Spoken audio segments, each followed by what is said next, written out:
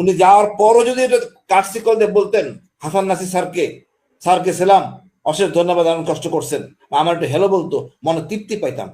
এই অভদ্র সিনিয়র আমার, আমি কোনো সিনিয়রদের প্রতি খারাপ কথা বলি না, আমি দুঃখজনক যাকে আমি সম্মান করতাম, আমি তার ঘৃণা করি। আমি কেমন ছিলাম সেটা একটা 1.5 ফুট গামছা ছিল আমার, এটা 7-8 জনে ব্যবহার করতো। সেনাবাহিনীকে ব্যবসার থেকে উইথড্র করাইতে হবে। সেনাবাহিনী শুধু দেশ রক্ষার জন্য যে ওয়াদা নিয়ে বলি আমরা দেশপ্রেমিক, এখন এই সেনাবাহিনীকে কেন পাবলিক বলবে ক্যাশ প্রেমিক?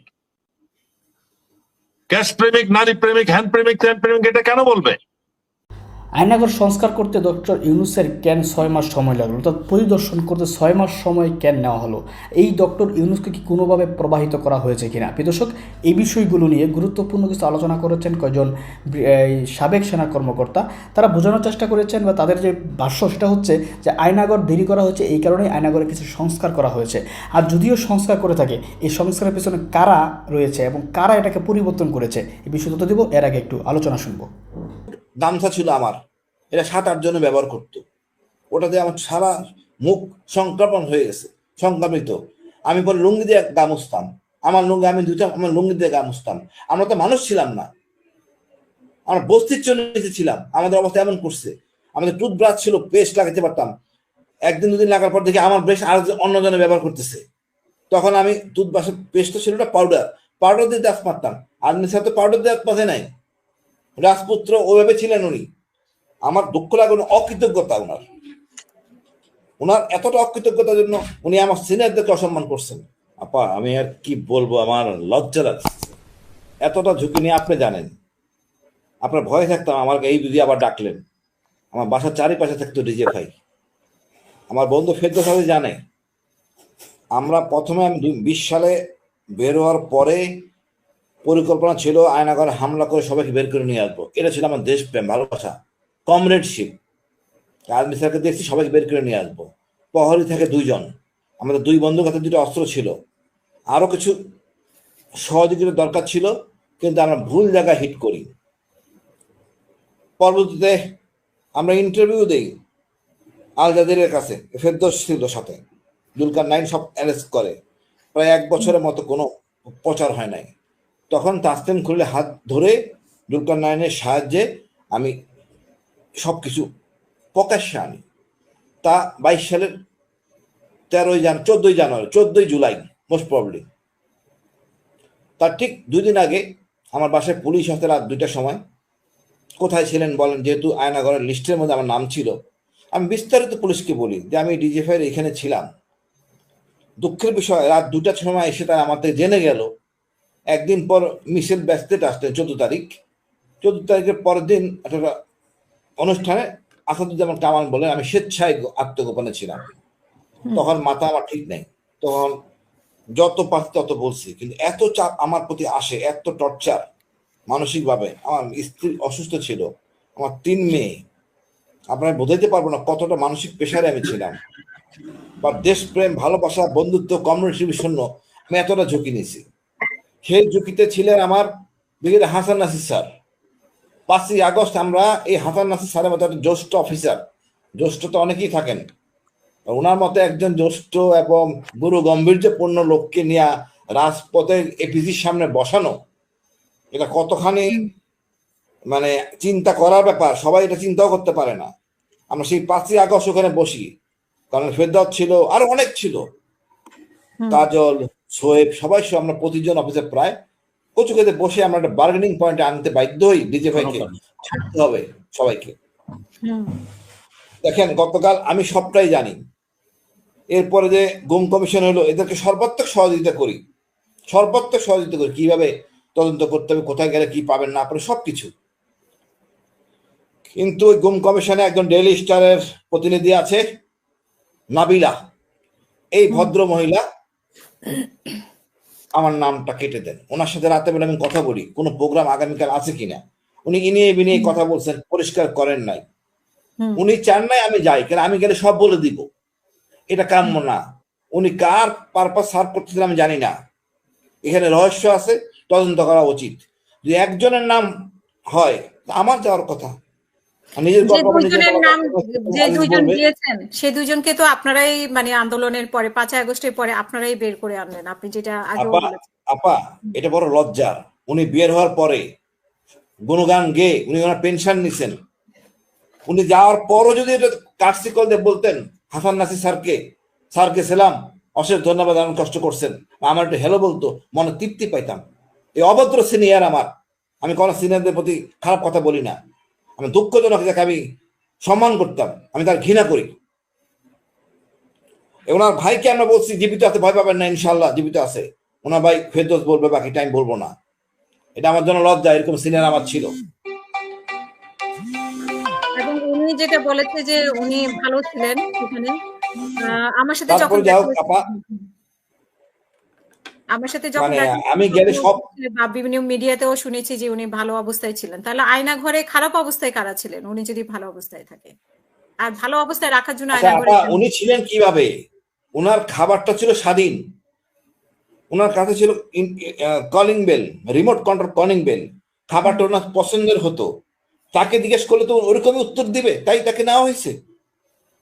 আরমান ভাই তো আসলে এতটা মানসিক চাপে উনি কিছুই বলতে পারবে না, কিছু মনে থাকার কথা না, বেসামরিক লোক, তো তাই ঘুরছে আরমান, রুমে ওইভাবে এসিও সিলেক্ট রাখে। করছে। মানে এসি আমি রুমে। তো তাহলে মানে ওনাকে আমি আয়না ঘর নাম কেন ওইটাতে? মানে ও যদি এসি থাকে, উনি ভালো অবস্থায় থাকেন, ওনাকে বিশেষ ব্যবস্থা রাখা তাহলে হয়েছে। উনি অনেক বছর তো জানাই যায়নি যে উনি বেঁচে আছে কি মরে গেছে, সেটা আপনার মাধ্যমে মানুষ জেনেছে যে উনি বেঁচে আছে কি মরে গেছে। আপা উনি কেমন ছিল বল কথা, আমি কেমন ছিলাম সেটা বল। একটা 1.5 ফুট গামছা ছিল আমার, এটা 7-8 জনে ব্যবহার করতো, ওটাতে আমার সারা মুখ সংক্রমণ হয়ে গেছে, সংক্রামিত। আমি পরে লুঙ্গি দিয়ে গা মুছতাম, আমার লুঙ্গি আমি ধুতাম, আমার লুঙ্গি দিয়ে গা মুছতাম। আমরা তো মানুষ ছিলাম না, আমরা বস্তির চলে এসেছিলাম, আমাদের অবস্থা এমন করছে। আমাদের টুথব্রাশ ছিল, পেস্ট লাগাতে পারতাম, একদিন দুদিন লাগার পর দেখি আমার ব্রাশ আর অন্যজনে ব্যবহার করতেছে। তখন আমি টুথব্রাশের পেস্ট ছিল না, পাউডার দিয়ে দাঁত মারতাম। আর সাথে পাউডার দিয়ে দাঁত মাঝে নাই, রাজপুত্র ওইভাবে ছিলেন উনি। আমার দুঃখ লাগে, অকৃতজ্ঞতা ওনার, ওনার এতটা অকৃতজ্ঞতার জন্য উনি আমার সিনিয়রদেরকে অসম্মান করছেন। আমি এর চেয়ে আমি বলতে পারতেছি মানে না কেন, আপা। মানে কেন, কেন, কেন ওনার, মানে ওনার উনি এই সব পেনশন পেয়ে গেছেন, সবকিছু পাবেন, হয়তো ওনাকে লেফটেন্যান্ট জেনারেল দাবি করছেন, অনেক কিছু হয়তো ওনাকে দেওয়া হবে। আমি তো করিনি, আমাকে সেনাপ্রধান ডাকছে, আমি বলছি সবাইকে তুমি অ্যাড্রেস করো, আমাকে একা করো না। আমার সেই সৎ সাহস আছে, আমার একসাথে কমরেডদের নিয়ে আমরা সুবিধা নিব, এনজয় করব, কেন আমি একা নিব? ওনার তো সেই সৎ সাহস নাই, উনি তো গাদ্দার শ্রেণীর লোক। আমি ঘৃণা করি যে উনি, মানে উনি ওনার চরিত্র উন্মোচন করলেন। মানে উনি কি কারো প্ররোচনায় এগুলো করেছেন নাকি? না না না, উনি কারো ওনার ব্যক্তি চরিত্রটা এরকম আমরা বুঝতে পারিনি, এটাই হলো সমস্যা। হাসান নাসির স্যারের মতো এত জ্যেষ্ঠ ব্যক্তির সাথে উনি তো কাস্টমারি কত মানুষ দিবে, আমি আরেকটা কাস্টমারি কথা, কত এই যে মানুষ দেয়। নাবিলাকে আমরা কালকে আর দেখেছি যে নাবিলা, সকল সমস্যার মূল। আমার বন্ধু বলবে, আপা আমার আরেকটা স্টুডেন্ট ডাকতেছে, আমি এতটুকু আজকে ক্ষমা চাচ্ছি, আমি আমি সময় পেলে আবার আসবো ইনশাল্লাহ। জি, নাবিলার কথা একটু আপনার সবটা কাছে, কাভার করো স্যার, আমি নাবিলা, ক্ষমা নেই, সাকিব ভাই ক্ষমা নেই। না নাবিলাকে আমরা দেখলাম যে ওইখানে সেলফি তুলতে, মানে ইয়ের সাথে, প্রেস সচিবের সাথে। এখানে যারা আসে তারা কিন্তু ওয়াদা করে জীবন দেওয়ার জন্য, এখন তারা জীবন রেখে পাড়ায় বাঁচে না, কারণ অনেক সম্পদ হয়ে গেছে, এটা খাবে কে? আমি মরে গেলে তো বউ আরেকটা বিয়ে করবে, এই জন্য এটা রক্ষার জন্য তারা মরিয়া হয়ে এই সমস্ত ষড়যন্ত্র করতেছে। তারা এত সম্পদ অর্জন করছে, এটা রক্ষার জন্য তারা এখন মরিয়া। তো যে কোনো মূল্যে যে কাউকে উপদেষ্টা বানাবে, ওই নাবিলাকে যত হাজার কোটি টাকা দিয়ে তারা কিনে ফেলবে। একটা দল আসবে ক্ষমতায়, তারা 6 মাসের মধ্যে টিকবে কিনা সন্দেহ আছে, যে পরিস্থিতি দেশের। তা আবার আওয়ামী লীগ ফেরত আসবে 1-2 বছরের মধ্যে। এটা কি অ্যালাউ করা যাবে? এটা কোনোভাবে সম্ভব না।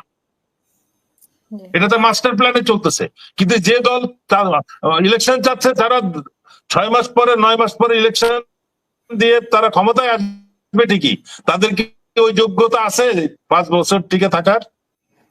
না, সত্যিকার অর্থে এখানে এই গুম টুম যাই কিছু, মূল পরিকল্পনাকারী তো তারেক সিদ্দিকী ছিল। তার অধীনে একটা সেনাবাহিনীর একটা গোষ্ঠী। আমি কিন্তু সম্পূর্ণ সেনাবাহিনীকে আমি কোন অবস্থাতে দোষারোপ করার কোনো সুযোগই নাই। একটা মানে ওই যে যেটা ফেরদৌস যেটা বললো, তারা একটা গোষ্ঠীকে ডেভেলপ করছিল অ্যাবসলিউটলি, যারা টাকা এবং বিভিন্ন রকম চরিত্রিক দুর্বলতার অধিকারী ছিল, তাদেরকে বেছে নিয়ে এই কাজগুলো করেছে। এখন তাদের এই অংশ কিন্তু ইনট্যাক্ট রয়ে গেছে। কিছু আমরা জানি, কাউকে চিনি না, এখনো কেউ এক্সপোজড হয় নাই। এরা বাঁচার জন্য চেষ্টা করতেছে, কিন্তু আমার আফসোস কিন্তু ওইটা না। ওরা তো বাঁচার চেষ্টাই করবে, যারা ক্রাইম করছে তারা বাঁচার চেষ্টা করবে, কিন্তু যাদের আজকে ধরার কথা, আমার একটা জিনিস অবাক লেগেছে যে জেনারেল আকবরের স্টেটমেন্টে ইকবাল করিম ভুইয়ার পরে উনি যেটা বললেন যে রাজনৈতিক দলদের নিয়ে উনি উপদেষ্টা পরিষদ গঠন করছেন। এটা কি করে সম্ভব? ছাত্ররা আন্দোলন করলো, ওদেরকে বাদ দিয়ে একটা ভুয়া 2টা ছাত্রকে নিয়ে উপদেষ্টা পরিষদ গঠন হয় কি করে? এটারও তো একটা বিচার হওয়া উচিত। রাজনৈতিক দল যারা আজকে ইলেকশন চাচ্ছে তাদেরকে, এটা তো 5 বছর 8 বছর 3 বছর ছিল আয়না ঘরে। ওই র্যাবের যে সেলটা আবিষ্কৃত হয়েছে, ওই নেতাদেরকে 5 দিন, আপনি 3 দিন 5 দিন 7 দিন একটু থাকতে বলেন, তারপরে বলেন আমরা ইলেকশন চাই, নাকি আগে বিচার চাই, এই হত্যার বিচার চাই, তারপরে ইলেকশন হবে। আবার একটা রাজনৈতিক দল ক্ষমতা আসবে, সেম আইন কানুনকে মিসইউজ করা হবে, কিন্তু আবার আপনার এটা রিপিট হবে। এবং পরের আমরা অতীতের ইতিহাস থেকে যেটা দেখে এসেছি, জি কমিশনগুলো যে গঠন করা হয়েছে, সেই কমিশনগুলো যদি আমি অনেস্টলি শুনতে কাজ পারি। না করে, কমিশনগুলো যে গঠন করা হয়েছে সেই কমিশনগুলো যদি অনেস্টলি কাজ না করে, তাহলে আমরা সংস্কার এখানে আশা করব কিভাবে, বিচার কিভাবে আশা করব? এই গঠন, কমিশন গঠনের মধ্যেই তো আপনার যত রকম মানে প্লে হচ্ছে। আমরা হ্যাঁ, দেখতেছি তাহলে যে সেখানে সেম আমরা প্রথম আলো কিভাবে গ্রুপ বিচার আশা করব? উপদেষ্টা সিলেক্ট করছে না, উপদেষ্টা সিলেক্ট করছে তারা, এখন প্রতিটা কমিশন তারা সিলেক্ট করতেছে, এবং প্রতিটা কাজ কোন আইনটা, এই বিডিআর কমিশনের মধ্যে কোন ধারা কি লিখলে ওইটা কমিশন কাজ করতে পারবে না, তারা আগেই ওইটা ঠিক করে দিছে, এবং এখন ওইটার উপরে কাজ চলতেছে। কমিশন শুরুতে একটু করছে, এখন দেখি চুপচাপ কাজ করতেছে, কিন্তু ওই ধারা বাতিল না হলে তারা, এই কমিশন কোনোদিনই নতুন কোন সিদ্ধান্ত আনতে পারবে না। আগের রিপোর্টের মতনই আরেকটা দায় সারা রিপোর্ট হবে, আমি নিশ্চিত। এখানে যেটা হচ্ছে, এই গুমের বিচারটা হওয়া অত্যন্ত জরুরি। এই ভবিষ্যতে যেন আর কোন সশস্ত্র বাহিনী হোক, পুলিশ হোক, কোন সদস্যরাই যেন গুম করতে সাহস না পায়। একটা জিনিস আশ্চর্য, আমি এটা আমার অবজারভেশন, আমি বলি যে সশস্ত্র বাহিনী ইনভলভ, পুলিশ তো যুগ যুগ ধরে ক্রিমিনাল হ্যান্ডেল করে আসতেছে, রাজনৈতিক বলি আর রিয়েল ক্রিমিনাল বলি। এই গুমের ইতিহাস তো বাংলাদেশে ছিল না, এটা কারা শুরু করছে? র্যাবের সশস্ত্র বাহিনী যাওয়ার পরের থেকে শুরু হয়েছে। এই সশস্ত্র বাহিনীর একটা অংশ এরকম ফ্যাসিবাদ সরকারের নিয়ন্ত্রণে চলে যাওয়াতে র্যাব তাদের নিয়ন্ত্রণ নিয়ে কাজটা করেছে। র্যাবের সৃষ্টি কিন্তু এই উদ্দেশ্যে হয় নাই, বাট র্যাব থাকার কারণে এটা মিসইউজ করার সুযোগ এসছে। তা আমাদের এই জিনিসগুলোকে উদ্ধার করতে হবে, সেনাবাহিনীকে র্যাব থেকে বের করে আনতে হবে, সেনাবাহিনীকে ব্যবসার থেকে উইথড্র করাইতে হবে। সেনাবাহিনী শুধু দেশ রক্ষার জন্য যে ওয়াদা নিয়ে বলি আমরা দেশপ্রেমিক, এখন এই সেনাবাহিনীকে কেন পাবলিক বলবে ক্যাশ প্রেমিক? ক্যাশ প্রেমিক, নারী প্রেমিক, হ্যান্ড প্রেমিক, ত্যান প্রেমিক, এটা কেন বলবে? আমরা যখন সেনাবাহিনীতে ছিলাম তখন তোকে এটা বলার সাহস পেত না। আবার সেনাবাহিনীকে আগের অবস্থাতে ফেরত নিতে হবে। সেনাবাহিনী যদি তার দায়িত্ব পালনে অক্ষম হয়, সবাইকে স্বেচ্ছায় বাড়ি চলে যেতে হবে। যে ব্যবসা করতে চায় তাকে ইউনিফর্ম খুলে ব্যবসায় নামতে হবে, কিন্তু ইউনিফর্ম পরে ব্যবসা করতে পারবে না, ইউনিফর্ম পরে রাজনীতি করতে পারবে না। সেনাবাহিনীকে আলাদা একটা প্রতিষ্ঠান, এবং তাকে আমরা 70 সালের 71 সালের আগে সেনাবাহিনীকে যে বিশেষ মানে সুযোগ সুবিধা দেওয়া হতো, স্পেশাল ট্রিট করা হতো। সেনাবাহিনীর ড্রেস এখন পুলিশ পরে, সেনাবাহিনীর মেস এখন পুলিশের মেস, সেনাবাহিনীর হাউজিং সব আগে কিন্তু সেনাবাহিনীকে সবসময় একটা আলাদা প্রতিষ্ঠান হিসেবে রাখা হতো। সবকিছু মিশিয়ে আমরা সেনাবাহিনীকে জনগণের পর্যায়ে অন্য যে কোনো চাকরির পর্যায়ে নিয়ে গেছি। এটা কিন্তু আর সার্ভিস নাই। এখানে যারা আসে তারা কিন্তু ওয়াদা করে জীবন দেওয়ার জন্য, এখন তারা জীবন রেখে পাড়ায় বাঁচে না, কারণ অনেক সম্পদ হয়ে গেছে। এটা খাবে কে? আমি মরে গেলে তো বউ আরেকটা বিয়ে করবে। এই জন্য এটা রক্ষার জন্য তারা মরিয়া হয়ে এই সমস্ত ষড়যন্ত্র করতেছে। তারা এত সম্পদ অর্জন করছে, এটা রক্ষার জন্য তারা এখন মরিয়া। তো যে কোনো মূল্যে যে কাউকে উপদেষ্টা বানাবে, ওই নাবিলাকে যত হাজার কোটি টাকা দেওয়া দিয়ে তারা কিনে ফেলবে। আর আমাদের তো বেশি টাকা লাগে না কিনতে। এই জিনিসটার থেকে আমাদের বেরিয়ে আসতে হবে। আর একবার আন্দোলন করা যাবে না, এই আন্দোলনটাকে নিয়ে শেষ পর্যায়ে নিতে হবে। এই সংস্কার না হওয়া পর্যন্ত রাজনীতিবিদরা সত্যিকার অর্থে, একজন উপদেষ্টা বলছেন যে 53 বছর রাজনীতিবিদরা তো দেশ চালিয়েছে, সংস্কার হয় নাই কেন? এখন যেহেতু একটা পরিবেশ সৃষ্টি হয়েছে, ডক্টর ইউনূস তার উপদেষ্টা পরিষদকে সংশোধন করে প্রয়োজনীয় সংস্কার অবশ্যই করবেন। জরুরি সংস্কারগুলো করতে হবে, বিশেষ করে এই হত্যার বিচার করতে হবে। কে কোন রাজনৈতিক দল দাবি করছে আমি জানি না, কিন্তু এই হত্যার বিচার না হওয়া পর্যন্ত ইলেকশন হলে আবার ওই ভারতের ইনফ্লুয়েন্সে সেই দল, যে দল আসবে মনে করতেছে তারা এসে একই রকম একটা দাসখত দিয়ে আগের স্টাইলে কাজ চালাবে। এই জনগণের জীবন বারবার তো 2048 সালের লোক পঙ্গু হয়ে পরিবর্তন আনতে পারবে না। এইটার থেকে আমাদের একটা চেঞ্জ আনতে হবে। আজকে পত্রিকায় রিপোর্ট দেখেছেন নিশ্চয়ই, তারিক সিদ্দিকের অঢেল সম্পদে আপনার পূর্বাচলে সম্পদের জি, পূর্বাচল, পূর্বাচলে এইগুলো সব বাজেয়াপ্ত করে এই শহীদ পরিবার এবং যারা আহত হয়েছে তাদেরকে পুনর্বাসন করতে হবে। এই সেনাবাহিনীর অফিসারদের যে সমস্ত অবৈধ সম্পদ আছে সেগুলো নিয়ে যারা এই যাদেরকে তারা বরখাস্ত করছে অন্যায়ভাবে, তাদেরকে চাকরি ফেরত দিতে হবে অথবা পুনর্বাসনে এই সমস্ত সম্পদ ব্যবহার করতে হবে। এই যে শাকিলের বাসা মোল্লা ফজলে একবার একই প্লট শেয়ার করে, এটা এখনই এই প্লট রাকিনকে কম্পেনসেশন হিসেবে হ্যান্ড ওভার করা উচিত। সে কি করে এটার ভাড়া এখনো নাই, বিদেশে বসে পলাতক একটা আসামি। এরকম যারা যারা আছে সবাইকে আইডেন্টিফাই করে বিচারের আওতায় নিতে হবে। এইগুলা যদি আমরা দ্রুত না করি, সিরিয়া কবে হাফিজ আল আসাদ সেদিন পালালো, ওখানে তো রীতিমতন বিচার চলতেছে। তারা সংবিধান স্থগিত করে দিচ্ছে, যারা তার সাথে সঙ্গী সাথী ছিল, ক্লোজ অ্যাসোসিয়েটস, সবগুলোর ডিসপোজ দাও। আমরা কি করতেছি? আবার পিছন দিকে হাঁটতেছি।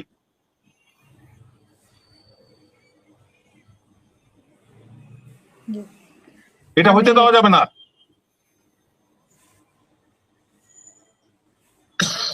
এই জিনিসটাকে আমাদের ইলেকশনের আগে কিছু সিদ্ধান্ত নিতে হবে। এই সংস্কার কমিটিকে আবার সংস্কার করতে হবে। এই সংস্কারের মধ্যে সব 2 নম্বর লোক ঢুকে গেছে, আওয়ামী লীগের লোকজন ঢুকে গেছে। এভাবে তো সংস্কার হবে না, তারা কেউই সংস্কার চায় না, গুজামিল মেরে টাইম পাস করতেছে। সবগুলোতে একই অবস্থা। তারপরে সংস্কার হবে, তারপরে এখন বলা হচ্ছে যে ডিসেম্বরে নির্বাচন দিবে, চাপে বলছে না, আমরা এই যে ডক্টর আলী রিয়াজের না, এটা তো এই এমন উপদেষ্টা পরিষদ নিছে যে যারা কাজ করতে পারবে না, ফেল করবে, ইলেকশনের চাপ আসবে, একটা দল আসবে ক্ষমতায়, তারা 6 মাসের মধ্যে টিকবে কিনা সন্দেহ আছে যে পরিস্থিতি দেশের। তা আবার আওয়ামী লীগ ফেরত আসবে 1-2 বছরের মধ্যে। এটা কি অ্যালাউ করা যাবে? এটা কোনোভাবে সম্ভব না। এটা তো মাস্টার প্ল্যানে চলতেছে। কিন্তু যে দল ইলেকশন চাচ্ছে, তারা 6 মাস পরে 9 মাস পরে ইলেকশন দিয়ে তারা ক্ষমতায় আসবে ঠিকই, তাদের কি ওই যোগ্যতা আছে 5 বছর টিকে থাকার? তারা তো এখন terminal, bus terminal, launch terminal নিয়ে ব্যস্ত। নিজের দলের সংস্কার, নিজের দলের অর্গানাইজেশন কি করতেছি আমরা, এটা নিয়ে তো আমাদের সময় দিতে হবে। জনগণের সামনে অবস্থানটা পরিবর্তন করতে হবে যে আমরা দেশের দায়িত্ব নেওয়ার জন্য প্রস্তুত। এখন তো জনগণ আগের থেকে অনেক বেশি সচেতন, তারা রাষ্ট্রের সব ব্যাপারে তারা ইনভলভ, তারা ওই ফ্যাসিবাদকে হাঁটিয়েছে। আমি বলবো না, রাজনৈতিক দল কর্মীরা জীবন দিয়েছে, আর নেতারা প্ল্যান করে পরিকল্পিতভাবে জেলে গেছে, আবার পরিকল্পিতভাবে বেরিয়ে আসছে। 100% জীবন দিচ্ছে কিন্তু কর্মীরা, রাজনৈতিক কর্মীরা, যাদের কোনো হিসাব নাই। শুনে বুঝতে পেরেছেন যে এখানে যারা করেছে সেটা অবশ্যই আমাদের গোয়েন্দা বা সেনাবাহিনীর ভিতরের লোকেরা করে, যারা এর সাথে জড়িত ছিল। তারা চাচ্ছে না তাদের অপরাধগুলো ভয়ঙ্করভাবে জাতির সামনে উপস্থাপনা হোক বা পৃথিবী জানুক। এই জন্যই তারা অপরাধগুলো লুকানোর জন্য, অপরাধের মাত্রাটা কমানোর জন্যই তারা এই আয়নাগরকে কিছুটা এদিক সেদিক বড় করেছে এবং কিছু বাড়তি কিছু যোগ করেছে যাতে মানুষ সাধারণ মনে করে। কিন্তু মানুষ যারা এখানে ছিল দীর্ঘদিন যাবৎ তারা তো জানে যে আসলে বিষয়টা তাদেরকে সেখানে কী করা হয়েছে, তারা কীভাবে ছিল, কী নির্যাতন করা হয়েছে। তো তাদের মাধ্যমে তো এগুলো স্পষ্ট হয়ে গিয়েছে, সেগুলোর মাধ্যমে তার অপরাধ লুকানোর কিছু নেই। তারপরও যারা এটা করেছে আমি মনে করি তাদেরও বিচার হওয়া দরকার। যারা এই আয়নাঘর জড়িত প্রত্যেককে বিচারের মুখোমুখি করে শাস্তি নিশ্চিত করা দরকার। এটা যদি না করা হয় তাহলে আমাদের সেনাবাহিনী সারা জীবন কলঙ্কিত থেকে যাবে।